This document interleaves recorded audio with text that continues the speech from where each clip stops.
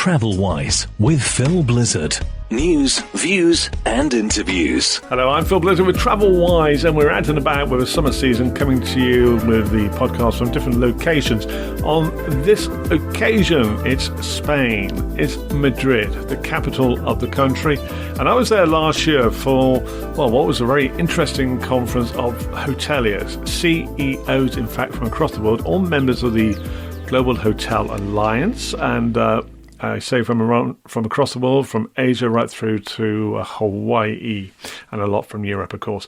And in this podcast, we'll find out more about them. We're going to be sort of looking at places to enjoy, cuisine, and also entertainment. So quite a bit coming away on this Madrid special podcast. And we start off, by the way, with the NH Collection Hotel, Palacio de Tepa, which is right in the heart of the city. And I'll be joining Monica Torres, the general manager.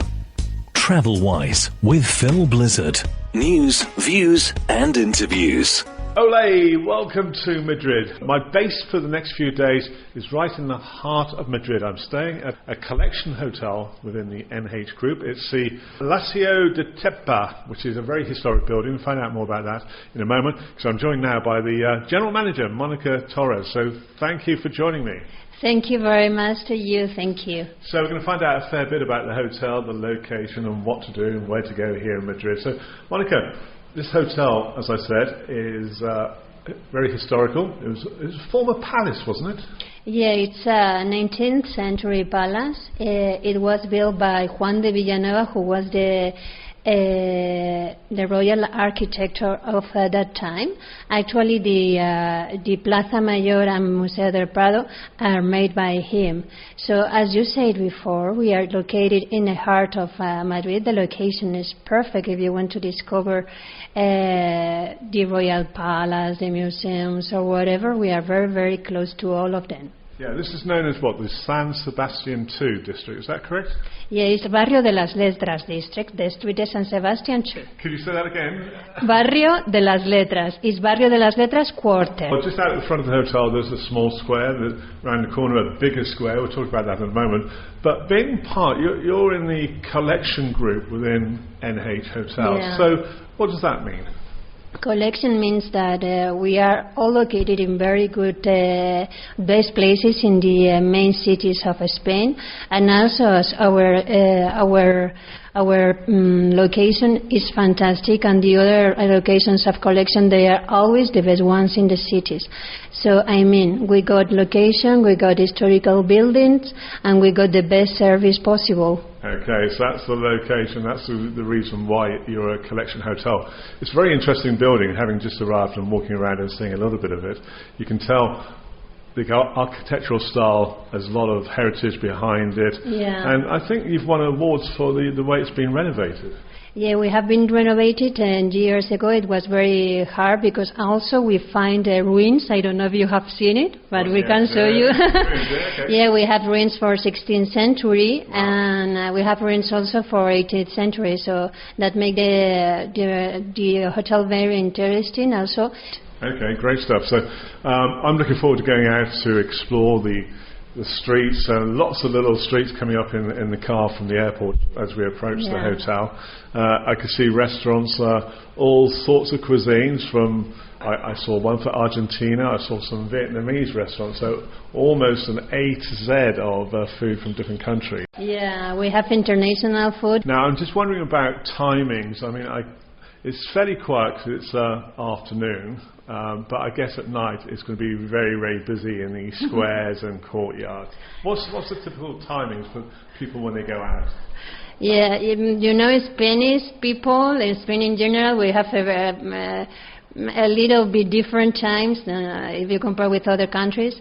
In our case, we used to have lunch at 2:30, and if you want to have dinner, for us, our typical hour, it will be 10:30. 10:30 at night?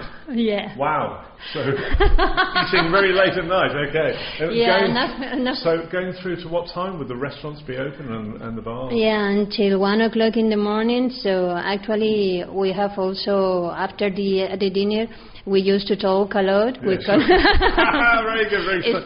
Because actually it's not, we are not just having dinner with your friends, for example, and go out. No, we stay there and we speak. We call it tertulia. Call it tertulia. It means that when you are having lunch or dinner afterwards, after the coffee, you are having a drink and you stay there for half an hour more or something like that. Excellent. Yeah, and if you are young, for example, and even if you are not as young, you have a vibrant night in Madrid. The bars are open until 5 o'clock. So 5 o'clock in the morning. Yeah. Wow. That's okay, 5 o'clock in the morning. Yeah. All right. So, Monica, thank you very much indeed for joining us. Thank you very much. It has been my pleasure. Thank you. Well, thank you for hosting us here. I tell you what, I always recommend when I do these travel programs, I'm going to a city for the first time, to hop on one of the bus tours. You got yellow buses, red buses, you can hop on and hop off. It's great for finding where you are and what is available, and you sort of go back to those places you like from the tour. So that's what I'm going to do next. I'm going to hop on one of those bus tours. Excuse me? Next I'm going to hop onto one of those bus tours. Do you think that's a good idea? Yeah, of course. For me, if you have, for instance, 24 hours and you have to know the city in very short way, for me, it's almost one of the best ideas. Perhaps it's very touristic, but for me it's very, but for me, actually, I always do when I'm visiting a city for first time. Good. I always take it. If I have a very few time, for me it's the best idea. Thank you. Well, thank you once again for talking to us and hosting us here in the hotel. Thank you very much. Gracias. It has been our pleasure. Thank you. TravelWise with Phil Blizzard. News, views and interviews. Super talking to Monica, and as she says, always good to explore a city, and I always say this actually, on one of the hop-on, hop-off buses, the bus tours. Now, that was the plan, but it was far too hot. Temperatures were around about 45 degrees Celsius, which I didn't really fancy spending 2 hours on a bus going around the city with no air conditioning, because you've got to be upstairs, haven't you, to see the view, to see the landmarks. So I declined that. Instead, I thought, right, let's go somewhere cooler. Let's go to a rooftop lounge, effectively, enjoy the view and the cuisine. That's coming your way next. TravelWise in Madrid, out and about, and I'll tell you what, if you come to this fabulous city, the capital of Spain, you've got to get elevated, you've got to go high up and enjoy the skyline from a high restaurant, bar, cafe. And I'm going to have problems pronouncing the name of this I tell you, this restaurant. So with me, Chef Manuel, we're at NH Collection Hotel. What's the name of this restaurant? The name of the restaurant is called Picalagartos. Picalagartos. Picalagartos. How's that sound? The reason of Picalagartos is because of a theater scene that was from Valle Inclán, a very traditional theater director. Theater director, okay. Made the tavern where everything happens was the tavern of Picalagartos. Okay, a tavern where it's happening here tonight. And before I talk about the food and the reason why it's happening, just looking around, it's a really great panoramic view of this fabulous city. Well, we have the best views of Gran Via, because we are just on the corner of Gran Via, so we can see the sunset on the main street of the city. Yes, fabulous sunset. Well, tonight is a reception for the NH Collection, who are hosting here an important conference, the conference for the Global Hotel Alliance, and a lot of CEOs from major hotels from across the world here. Yep. The food tonight, I tell you what, I've been to a lot of receptions, and something which stood out tonight for me was foie gras, which is always interesting. But you did it, it is wrapped around with ginger bread. Yes. Wonderful combination. Thank you very much. Well, the menu we have here and the menu we do in the restaurant mostly is about to look for the best products we have. So that's why, for example, you can see today that we have been working with Joselito ham. That is one of the best hams. Yeah. We work with tuna from Almadraba. The Almadraba is a very special kind of how to catch the tunas from the south of Spain. Right. Well, I enjoyed the tuna, which was like in a potato salad and on a crispy wafer. That was fabulous. That was really good. And the ham, of course, that's been cured, I suppose, for quite a long time. Yes, 2 years, almost 2 years. 2 years, yeah. Of course, you come to Spain, you've got to try the ham. Is it called jambon? Jamón. Jamón. It's called jamón. JH, jamón. Okay. I'm learning.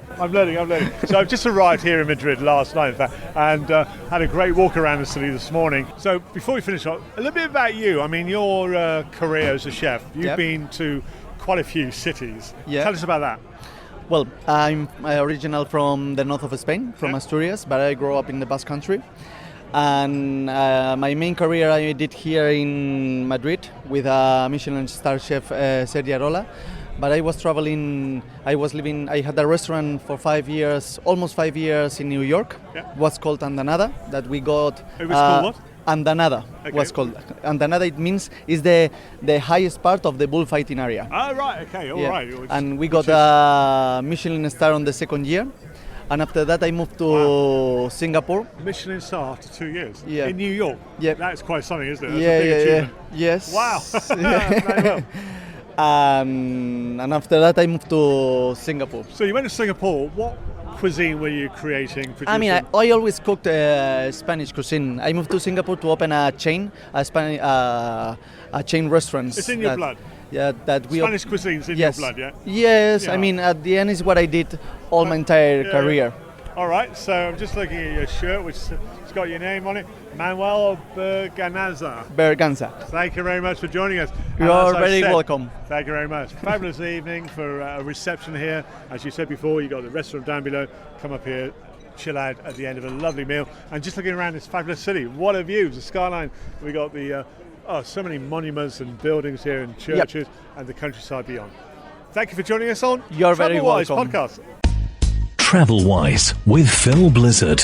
News, views, and interviews. Fabulous view there and delicious food. Now, flamenco, big thing in Spain, of course. And to conclude this Madrid special TravelWise podcast, we're popping over to one of the most famous flamenco venues in the capital.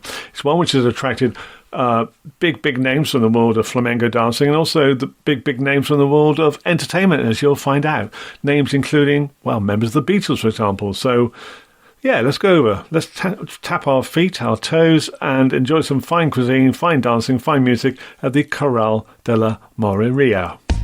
TravelWise with Phil Blizzard. News, views, and interviews. Well, TravelWise podcast coming from Madrid. Yesterday we were up on the rooftop getting a splendid view. Now we're off to one of the biggest and most important attractions in Madrid. So, it's going to be flamenco. And with me is... Tell me your name again, because my Spanish is not very good. My name is Juanma del Rey. Okay, and tell me about the show, and also we'll start off your family connection, because I understand your father started the show. Yes, my father he found this place in 1956, May 20th, okay. And it's a family business. So you have the best flamenco dancers in the world at this show. Exactly. And before you tell us about those, this is a very small, special venue. I think it's just around about 100 guests per night. And you've had some famous guests. We'll find out about those a bit later on. But dancers themselves, talk us through who they are and their experience. Yes, this is the oldest flamenco place in the world. And from the start, my father always programmed the top flamenco world stars. And tonight we have one of the top flamenco artists in the world right now. Structure of the show itself, I mean, it's like dinner theatre, I think, because people come here, they'll be enjoying a meal, and the show is almost at the tables. You're right close to the flamenco dancers. Exactly. That is something very important, because as I said, the dancers and the musicians, all the flamenco artists that comes here, they are some of the best in the world. You can see them in the best theaters around the world, but here there is something extra, because you are sharing this show just with 100 amazing people in the audience. Yes. So it's like a private thing for you. Sure. And flamenco needs to be something very close because of its nature. And watching these artists is something really unique, watching them so close. Just looking around at the moment, I'm getting the impression it's like a big or a large family dinner with some performers who are world class coming to entertain the family. Yes. I can't wait for it to start, actually. It's something very, very special. It's for us, it's a luxury. Like today, you're going to enjoy Eduardo Guerrero.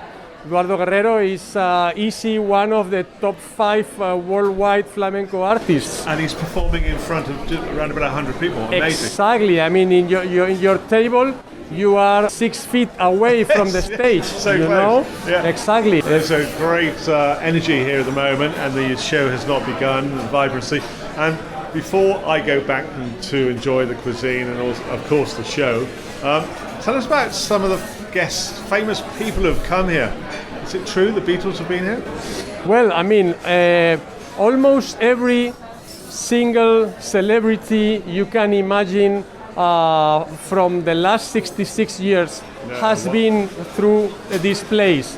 For example, one day a music group came to attend the show, and at the end they all went out, but one of them outside this place, he turned around and came in again and asked my father, should be possible to talk with the guitar players because I would like to ask them some questions. Okay. And so my father, my mother, the guitar players and this musician, they stayed here until the next day. Really? Okay, fantastic. This musician changed the history of the pop music. He was John Lennon. No, really, know? yeah, you did change. So, and wow, that's incredible. And that's one amazing. Of thousands of stories from... Such a long list of personalities being here. Exactly. So we're very lucky to be here tonight. 100 people or so getting ready, enjoying their dinner for what's going to be, I'm sure, a fantastic show. And we're so close, just a few feet away. Yes. Thank you very much for letting me talk to you. Thank you for your time, and I'm going off now to enjoy the show. Thank you. Thank you very much. My pleasure. Thank you. Thank you.